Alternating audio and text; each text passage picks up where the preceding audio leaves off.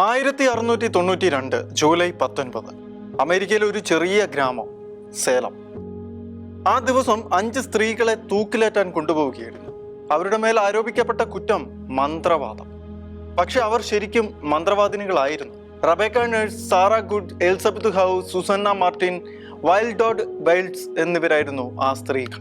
വധശിക്ഷ ലഭിക്കാൻ തങ്ങൾ ചെയ്ത കുറ്റം എന്ത് എന്ന് പോലും അറിയാതെ അന്ധമായ ഒരു ജനക്കൂട്ടത്തിന്റെ ആക്രോശങ്ങൾക്കിടയിലൂടെ അവർ ഗാലോസ് ഹിൽ എന്ന കുന്നിലേക്ക് നടന്നു. ഇന്നത്തെ അമേരിക്കയിലെ മസാച്യൂസെറ്റ് ബേ കോളനിയിൽ പ്യൂരിറ്റൻ പ്രൊട്ടസ്റ്റന്റ് ഭരണകൂടത്തിന്റെയും കോടതികളുടെയും കീഴിലായിരുന്നു ഈ സംഭവം നടന്നത്. പ്യൂരിറ്റനുകൾ ഇംഗ്ലണ്ടിലെ ചർച്ച് ഓഫ് ഇംഗ്ലണ്ട് സഭയിൽ അവശേഷിച്ച കത്തോലിക്ക ആചാരങ്ങളും ഘടനകളും പൂർണ്ണമായും നീക്കം ചെയ്ത് കത്തോലിക്ക സ്വാധീനങ്ങളിൽ നിന്നും ശുദ്ധീകരിക്കുവാൻ, അതായത് പ്യൂരിഫൈ ചെയ്യുവാൻ ശ്രമിച്ച ഒരു തീവ്ര പ്രൊട്ടസ്റ്റന്റ് ക്രിസ്ത്യൻ വിഭാഗമായിരുന്നു. 1692 തുടക്കത്തിൽ പ്രാദേശിക പുരോഹിതനായ സാമുവേൽ പാരീസിന്റെ മകൾ ബെറ്റിക്കും മരുമകൾ അബിഗെയിലിനും വിചിത്രമായ അസുഖങ്ങൾ ബാധിച്ചതോടെയാണ് ഈ സംഭവങ്ങളുടെ ഒക്കെ തുടക്കം.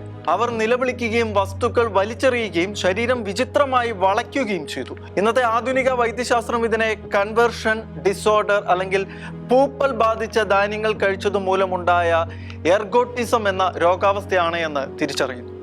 എന്നാൽ അന്നത്തെ അവിടുത്തെ ഡോക്ടർമാർക്ക് ഇത് മന്ത്രവാദമാണ് എന്നും പിശാചിന്റെ ബാധയാണ് എന്നും വിധി എഴുതുകയായിരുന്നു അവർ ചെയ്തത്. അവരെ ഭരിച്ചിരുന്നത് അറിവില്ലായ്മയും ഭയവും മാത്രമായിരുന്നു. കുട്ടികളോട് തങ്ങളെ ഉപദ്രവിക്കുന്ന മന്ത്രവാദിനികളുടെ പേര് പറയാൻ അധികാരികൾ ആവശ്യപ്പെട്ടു. അവർ പറഞ്ഞത് സമൂഹത്തിൽ പാർശ്വവൽക്കരിക്കപ്പെട്ട ടിറ്റൂബ എന്ന അടിമ സ്ത്രീയുടെയും സാറാഗുട്ട് എന്ന ഭിക്ഷാടകയുടെയും പേരുകളായിരുന്നു. പിന്നീട് പിശാചുബാധ ഭയം കാട്ടുതീ പോലെ നാട്ടിലെങ്ങും പടർന്നു. സ്വത്ത് തർക്കമുള്ളവർ, വ്യക്തി വൈരാഗ്യമുള്ളവർ എല്ലാവരും പരസ്പരം മന്ത്രവാദികളെന്ന് മുദ്രകുത്തി.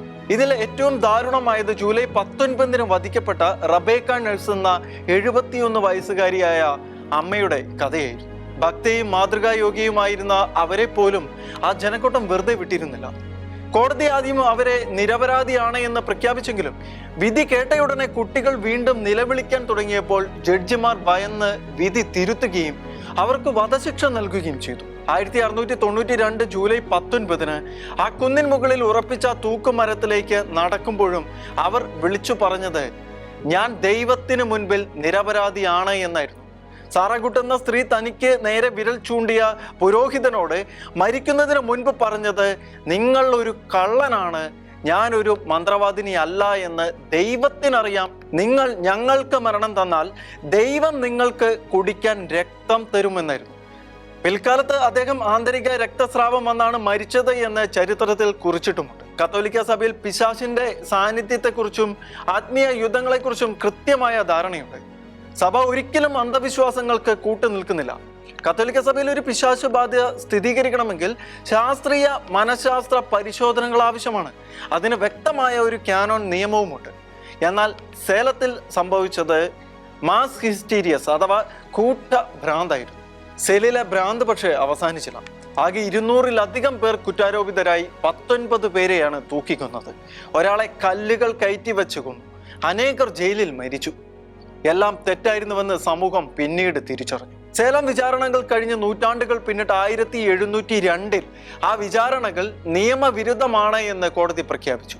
കൊല്ലപ്പെട്ടവർ നിരപരാധികളാണ് എന്ന് രാജ്യം സമ്മതിച്ചു. യേശുക്രിസ്തുവിന്റെ സുവിശേഷം സ്നേഹത്തിൻ്റെതാണ്. അവിടെ സംശയങ്ങൾക്കോ വ്യാജ ആരോപണങ്ങൾക്കോ സ്ഥാനമില്ല. സഭാ അധികാരത്തെയും പരിശുദ്ധ പാരമ്പര്യങ്ങളെയും തള്ളിക്കളഞ്ഞ് വ്യക്തിപരമായ വ്യാഖ്യാനങ്ങൾക്ക് പുറകെ പോയപ്പോൾ ആ ജനതയ്ക്ക് ദൈവത്തിന്റെ യഥാർത്ഥ മുഖമാണ് നഷ്ടപ്പെട്ടത്. അവർ ദൈവത്തിന്റെ പേരിൽ പിശാചിന്റെ പ്രവൃത്തികളാണ് അവിടെ ചെയ്തത്. വിവേചന ബുദ്ധി നഷ്ടപ്പെടുന്നതായിരുന്നു ഏറ്റവും വലിയ ആത്മീയ ദുരന്തം. ഭയമാണ് യഥാർത്ഥ കുറ്റവാളി. വ്യാജ സാക്ഷ്യമായിരുന്നു അവർക്കെതിരെ ഉപയോഗിച്ച ആയുധം. സത്യം അന്വേഷിക്കാത്ത സമൂഹമാണ് അവരുടെ മരണത്തിന്റെ യഥാർത്ഥ ഉത്തരവാദി. യേശുക്രിസ്തു പറഞ്ഞത് ഇപ്രകാരമാണ്: നിങ്ങൾ വിധിക്കരുത്, അപ്പോൾ നിങ്ങളും വിധിക്കപ്പെടുകയില്ല. സേലം ഓരോ തലമുറയോടും സംസാരിക്കുന്ന ഒരു മുന്നറിയിപ്പാണ്. അഭ്യൂഹങ്ങൾക്കല്ല, സത്യത്തിനാണ് കാതുകൊടുക്കേണ്ടത്.